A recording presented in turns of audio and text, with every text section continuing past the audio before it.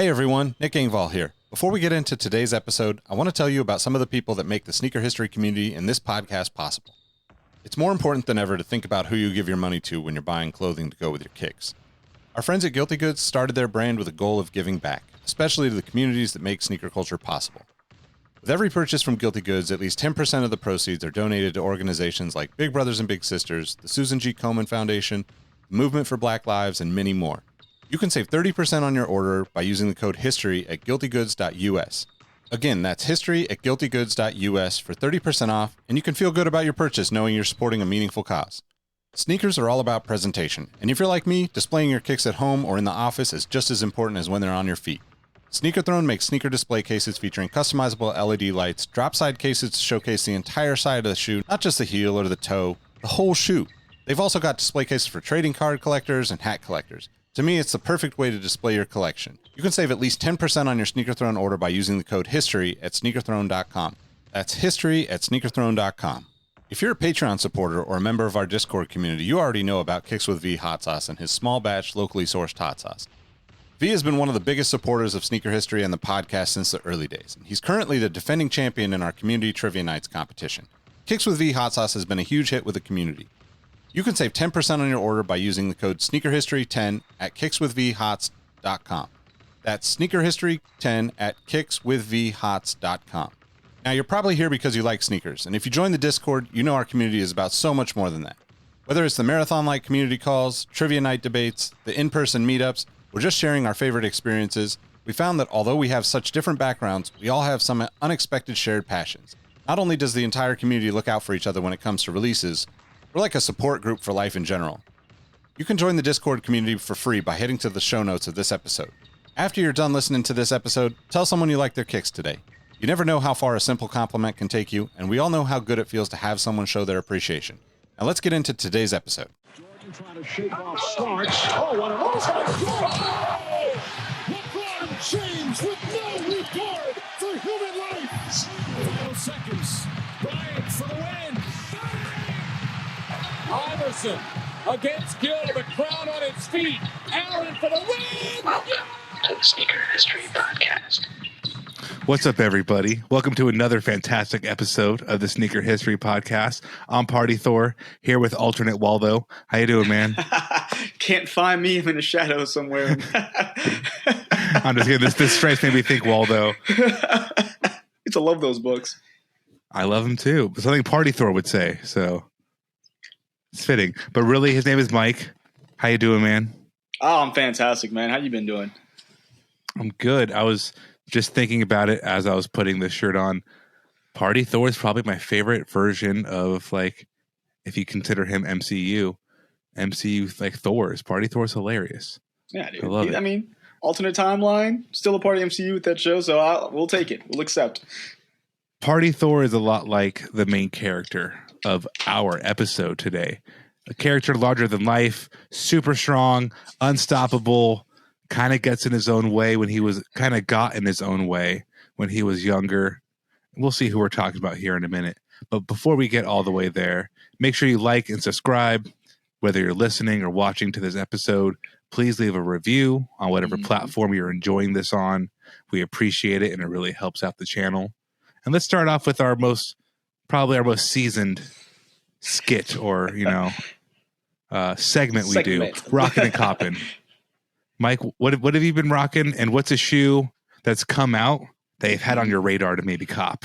Yeah, man. So rocking first would be this beautiful pair of New Balance 2002 Rs in the depends on who you are, what you call it, protection pack or refined future. But this pair is dropping sporadically in the U.S. I got this goat, but keep an eye out because these are going to be coming out within the next week or so in some different places, and I think this is probably my favorite one. So, yeah. Is it frayed or is it stitched, or is it It's like over measured. So yeah, it's just stitched here, and they have some kind of purposeful frayings. That's why I don't understand either moniker to give the shoe, because protection pack, what is it protecting? Refined future. When you look at this shoe, I don't think refined. I think kind of the opposite of that because of the fray. So I don't know. is the But way of the future. I guess. I mean, yeah, we like beat up shoes, and that's what we're getting now, right? And we don't do it ourselves anymore. We do not. We're lazy. What do you want from us? But what I wanted to cop is actually two sneakers. One came out today, one came out a couple weeks ago. One being the Fire Red Jordan 3s. I've been finding them kind of scattered around some shops. I'm not going to lie. I don't really want to give everybody where they are because I want them to be there when I go buy them. But just know they're floating around some places if you do your homework for retail. And the Air Max 1 crepe or hemp crepe, whatever they call it. First retro since, was it 01 or I can't remember what year it came out. But both really just pretty shoes, and it's nice that they're kind of hanging around. You got to do a little digging, but they're kind of hanging around in certain shops, and it's really tempting. Those hemp crepes are really interesting, like sticky looking outsole. It's not your traditional. Like a Clark's, if you guys are familiar with Clark's, those beeswax outsoles, I'm guessing it's same very much same like deal. Clark's. It's exactly like that. Very good call. And it's similar to Clark's, and like I think Clark's isn't really even particularly like eco-friendly, but I got the new old. Got a pair of Solar Glides. Hey. Not the coolest, not like the craziest pickup ever. It's actually very far from that. These were an Adidas app exclusive colorway for $130, and with various membership discounts, they cost me $52. So I could not say no to a Boost shoe for $52. I really just cannot say no. And I love like the kind of the hot mango crimson look with a little bit of blue, and like the underlay having that same kind of reddish color. Even in different lights, it looks a little different. Very, very cool shoe. Yeah. That color reminds me of early 2010 sneakers. That color was, along with Volt, was the hot colors. This is like South Beach Night 101. Yep. But it's really good, man. I really, really recommend if you're looking for a running shoe that's probably very much on sale. The Solar Glide, Solar Boost, the Solar stuff by Adidas. Extremely comfortable. Go check that out. Yeah. And then for my purchases, two shoes that have released on Sneakers app, and then shoes like these on Sneakers always make me just think, why are these on Sneakers? Like, who's the market? Who's the limited market for these? Great shoes. So that's the limited market for these fantastic shoes. One of them is the Kukini, man, like the video game, like the Bo Jackson video game motif looking, or an old KD video game. Just Nike's done video game digital video game, 16-bit looking stuff, 8-bit looking stuff multiple times. So the Kukini in that colorway looks really good. And then the Pecan Jewel Swoosh Air Force Ones, those will 1,000% go on sale, and I will 1,000% be buying a pair. I love, that Jewel Swoosh stuff, man. It really speaks to me. We'll see. I've been copping. I bought the PSG Jordan 5, so it's not here yet. Nice. On my radar. Like an idiot. Oh, I'll let you know how they are. I'm like an idiot. I bought them. I couldn't say no.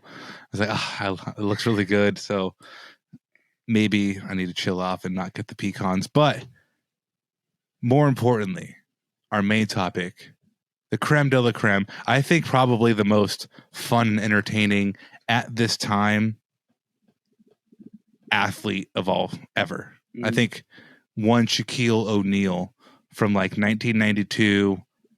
I mean, I would say all the way to like 2002 was like the most fun, not always the most motivated, but he was the most gifted, the most TDE, the most dominant ever.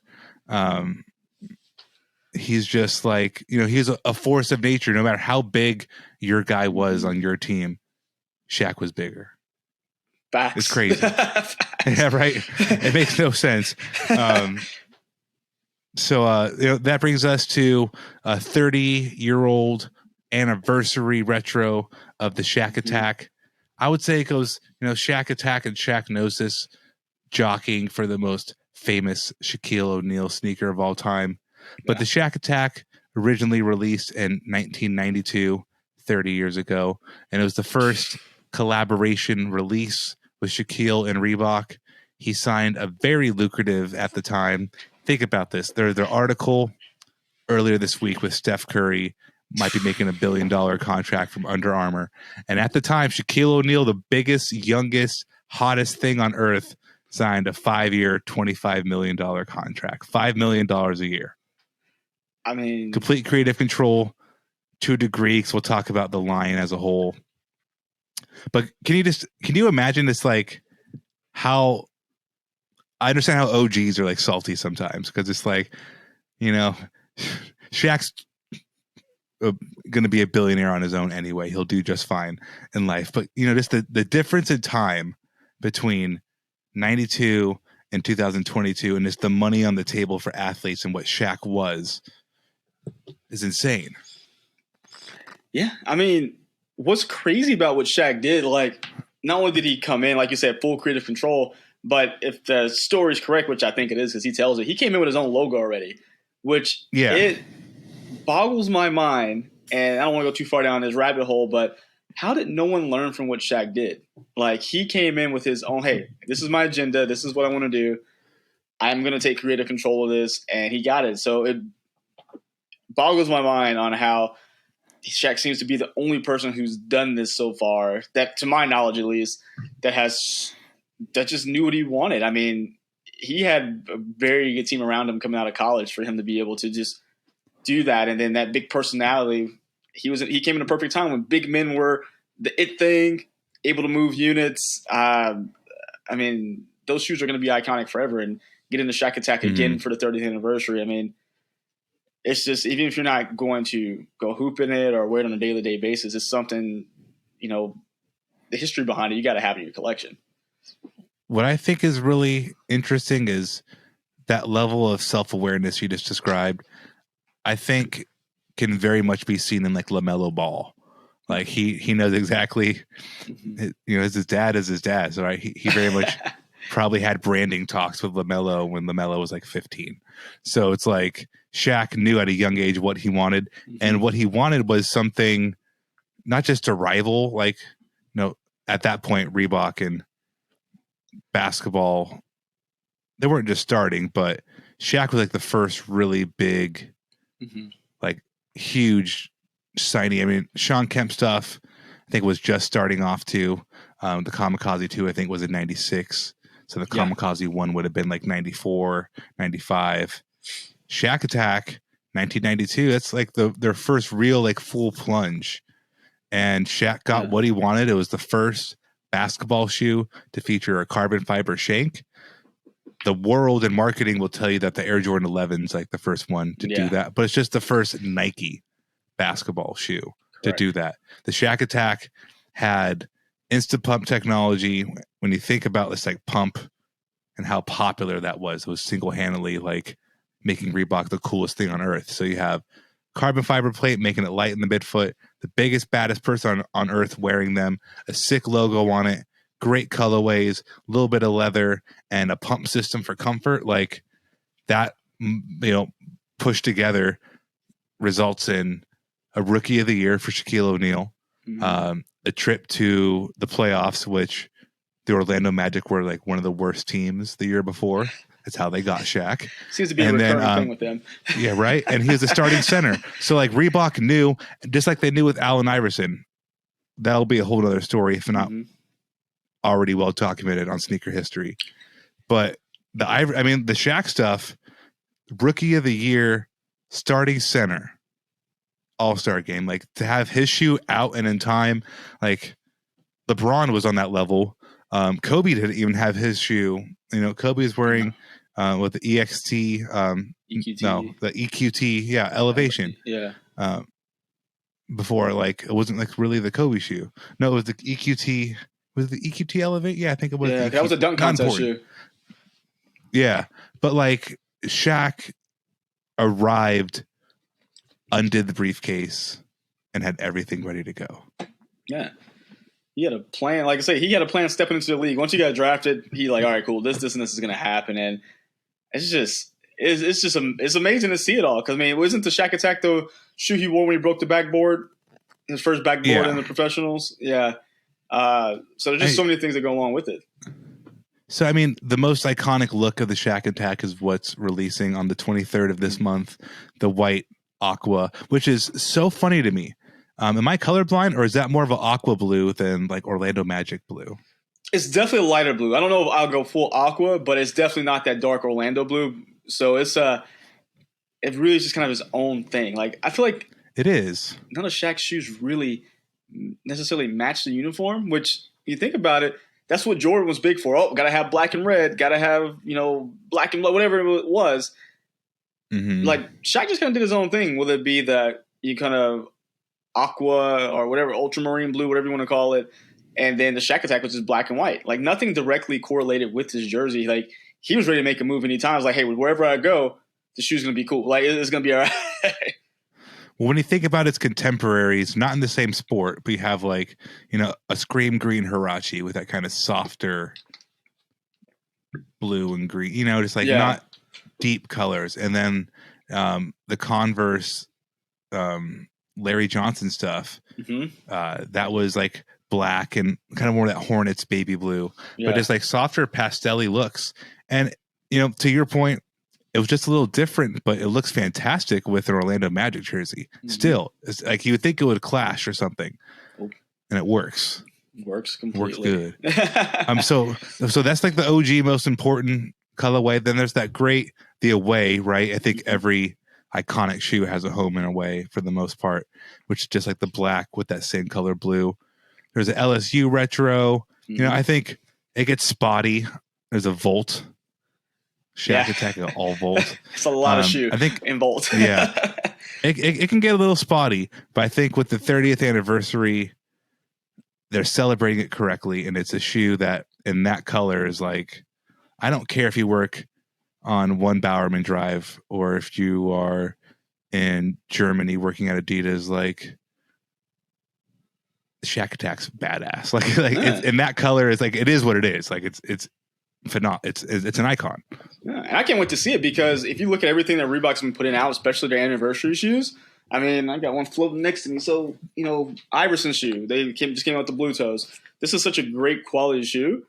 Like, Reebok's really been on their game when it comes to like the leathers and the materials they use. So I'm really excited to see the shoe in hand, because I know that they're not going to cut corners on it. And I think, I've never owned a Shaq Attack, at least to my knowledge, maybe as a kid, possibly. But I feel like they've been doing a good job, not only craftsmanship and materials, but also getting back to a pretty, not cushioning, but pretty similar in shapes. So I'm really excited to see what they do with it. I think they're really taking their time with their sneakers when it comes to their legacy basketball products. And I don't know. I mean, again, it's not something probably you can wear so much every day just because of the size of the shoe, just in all honesty, but it's just nice to have and, throw it on every so often, because it's going to, when you open that box, it's going to be a quality product. At least, I'm making that a big assumption already. No, but it's a fair assumption. And, those blue toe questions are actually comfortable too. And, a lot of people just don't want to buy Reebok because it's not Nike. You're a bunch of suckers. You're missing out. Yeah, right. I mean, it's like, if there's ever a shoe to be like that guy on TNT who fights with Charles all the time and does the General commercials and does the Papa John's commercials and does the fried chicken commercials, the guy who does everything on earth, you see him everywhere. What was he like as a player? Go Google 1992 Shaq. You'll see the shoes. You'll fall in love. I think if you just saw the shoes without watching highlights, you'd fall in love. Like, yeah, I'm biased as hell. I love Shaq. I love Orlando Magic Shaq. I just love Shaquille O'Neal as a human being, as an entertainer, as an American figure. So it's like, I'm biased as hell, man. I love these Shaq Attacks. But what's so funny is like, we've been waxing poetic for about 10 minutes straight on the Shaq Attack 1, and there's 4 Shaq Attacks. I mean, like, the bookends are good. Like the Shaq Attack 4, that the super aggressive pump. I think he wore it. Like a CO2 container came with it. Dude, like a big ass CO2 container. It's a very right shoe.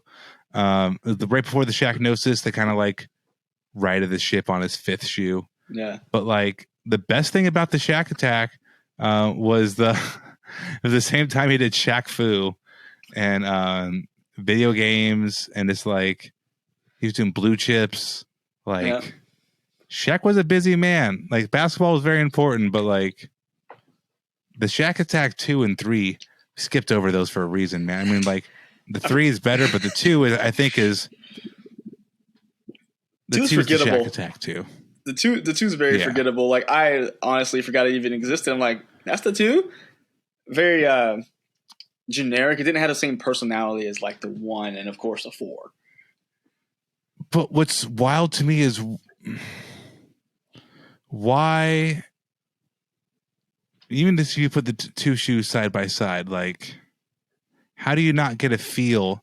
And apparently or allegedly, as history goes, the Shaq Attack 2 was not on court very long. Like they went to the Shaq Attack 3 pretty quickly. It said the Shaq Attack 2 was such a flop, according to this Wear Tester article that's beautifully written. 3 months into the regular season, they went to the Shaq Attack 3. They're like, this cannot work.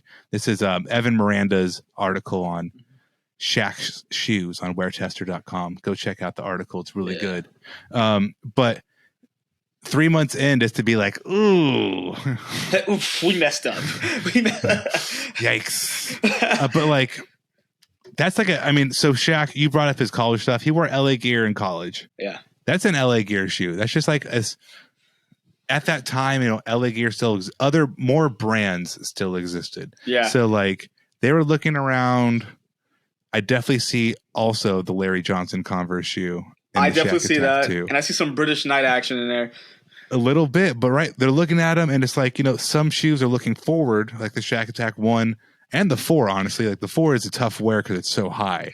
But design-wise, if you did a low-top Shaq Attack 4, I think that shoe really works, like 3/4 of the way. Yeah. But like the Shaq Attack 2 was definitely looking a little backwards when 92 shoes started looking a little forward. That's when Penny stuff starts to drop, right? A couple years later, we get Jason Kidd stuff, get Sean Kemp stuff, obviously Iverson, like more forward thinking. I think the Shaq Attack was like, let's do what's been hot Shaq Attack 2 was like, let's do what's been hot the past couple years. And it just didn't age well. Well, if you look at I'm looking at this Shaq Attack 3. Again, these are 2 shoes I just really never paid attention to, in complete honesty. It has some Huarache Jordan 7-esque pieces to it, like the collar area. It just reminds me of that type of shoe. But that, dude, if anything, that carbon plate is just beautiful when you flip over the outsole. That sucker is prominent. It is like huge, powerful looking. That's the best part of the shoe, I think, is that exposed carbon plate, because there's so much of it you can see. See, it's a victim of its time because there's a lot of good panels on the Shaq Attack 3 to where just doing it a flat black with, one vector logo, trivector, I think it's just called the vector logo. It's vector, yeah. Having just one of those on there, like, you got to spice it up more. And the tongue is ugly. So if you retro this with a different tongue and maybe snappier colors, I think you could have a very successful retro disc. Yes, at the time, I think they were just looking around like, all right. But like the carbon fiber plate, the line is just kind of known for that at that point. So like there's definitely pushing some tech forward. The traction looks good on the 4-foot. There's proper elements of the Shaq Attack 3. And, he won the world championships in it. That's pretty cool. But like, there's great, we're not going to talk about the Shaqnosis today. That's its own story. That's a whole different thing. But just to go from high, it's just like it's a weird graph of trajectories. I guess it's weird trajectory for the line. And when we say this like every one of Kobe's Adidas stuffs were bangers, like no. Like every one of LeBron's shoes have been bangers, no. It's like what's funny about the Shaq stuff is it's ultimately a very short line with Reebok, and then he just goes off and does his own thing, which is it's great. Anybody who wants to clown Shaq shoes, research how much money or how many shoes get donated to kids, or how many parents who say need to get their kids shoes who can afford those shoes. Like Shaq's doing a public service and making money at the same time. So like clown the shoes if you want, but like there's a financial and a social purpose why Shaq shoes are priced that way and look that way. Yeah. And so don't be an asshole. You don't know where people are coming from. Yeah, you're right. And it was funny for all those people trying to clown, say, that's that Walmart shoe or that Kmart shoe. Just know from words from Shaq, Nike owned the Shaq shoe for a while. So you better, you don't blame Shaq. Like if the way things looked, it was like the bootleg this, Nike actually owned them for a short time, according to Shaquille O'Neal. And that's where a lot of that, of course, design cues from. Nike's going to water down their prominent designs to get some, that money off the kids, especially if they're doing it for like $19-20. Chill out. Like, it's just such a fun fact to know that. Like, I can't remember what interview I was looking at, but I had no idea that they had owned it for a short amount of time. Not to go off on like this is my just moral thought for the day. I grew up. I think I know what my first pair of cool shoes were. I had Nikes before the Penny 2 Atlantic Blue that were just like absolutely weird Payless, like Buster shoes. Like people think in modern times, because there's this Instagram and you see people like, your kids have nice shoes. You care about shoes. Our parents, for the most part, or our parents' parents, people around this age, you got shoes. Like what those shoes were. I mean, you need stuff on your feet. You're going to beat them up. Kmart was a thing at the time. Like I remember specifically getting Kmart shoes as like a very little kid, and there's nothing wrong with that. Just nowadays, people think, oh my, it's a stigma. My 4-year-old has to have Yeezys. It's cool if your 4-year-old has Yeezys. No, great, it's not. But your 4-year-old does not care, and your bank account does care. So no, it's wild. Like I had Nikes. I had name brand shoes, but at the same time, I remember having like Payless shoes, but I never. At least maybe I just didn't hear it, didn't care enough. But when I skateboarded, I got Payless shoes because why to go destroy a really expensive pair of like DCs or something? My parents like, yeah, no, you can go tear up. You can get play shoes that will come from Payless, and that never bothered me. Even though I like shoes, I'm still a realist though. Like when I get my kids' shoes, it's like, all right, cool. I'll get you, like, of course, a nice pair of shoes. I don't have a problem with that. But there's a limit. I'm not going, like, there's like a $70 limit, and I'm trying to put coupons on top of that. So I'm trying to drop that sucker down because what am I going to do given my, 8-year-old's my oldest child and down to, like, 3 months? Nothing in that age range, nothing's good going to happen to a pair of Yeezys, right? Like, what are you doing? 100% correct. You know better than anybody having 3 kids. That's a trip, man. Because Shaq, good man. He is. I'm gonna quit talking because I could just go on the Shaq high horse all day. But okay, so 30th anniversary, September 23rd is when the shoes drop. Do you want to see the black pair? I was talking about earlier release at some point this year too. I don't need the black pair. I'm actually okay with just this pair. But I wouldn't be opposed to it. I just need this pair, but I wouldn't be. I don't need the other one, but I wouldn't be opposed if they did release the black pair. I agree. I have the hot ones, Shaq Gnosis still. I need like the OG Shaq Gnosis. I need the OG, and I want the Shaq Foos. The Shaq Foos are hilarious. Shaq is hilarious. Shaq's shoes. I mean, ultimately, when you look at the design, I think he's just trying. Like his personality, he's trying to have a good time with it, especially the Shaq one, Shaq Attack one. I keep calling it Shaq one, the Shaq Attack. He's having fun, man. It's always just like that was his persona. The shoes are fun. He's fun. He's gonna break the rim, smash you with his feet. He's huge. He's gonna actually run you over like a truck.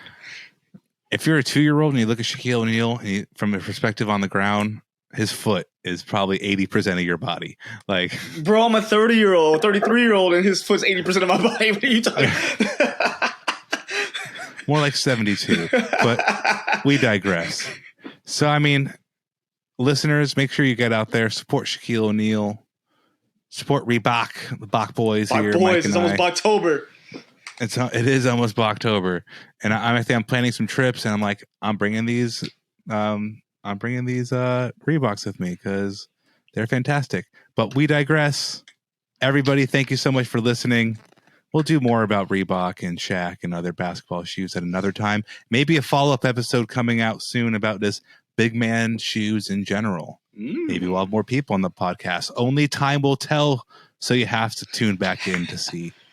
Make sure you're following the channel at Sneaker History on all major platforms, almost any listening platform. Yep. You can find us on there too. Mike, where can they find you?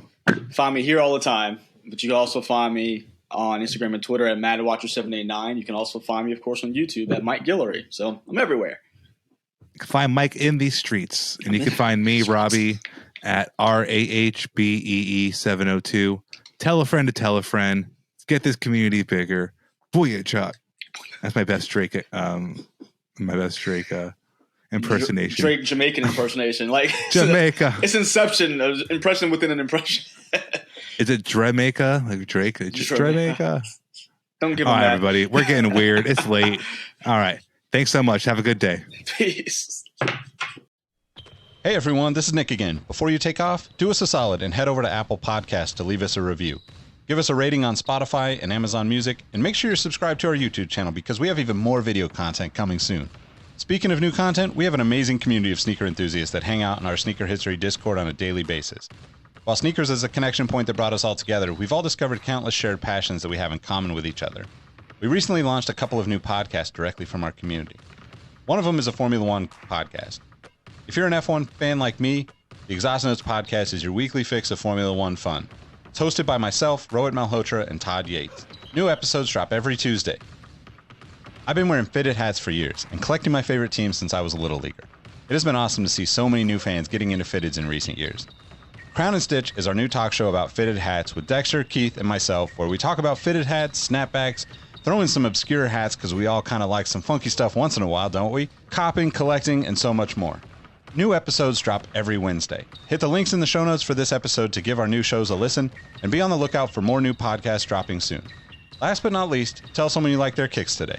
You never know how far a simple compliment can take you, and we all know how good it feels to have someone show their appreciation. Thank you all for the support, and we'll catch you on the next episode. Peace.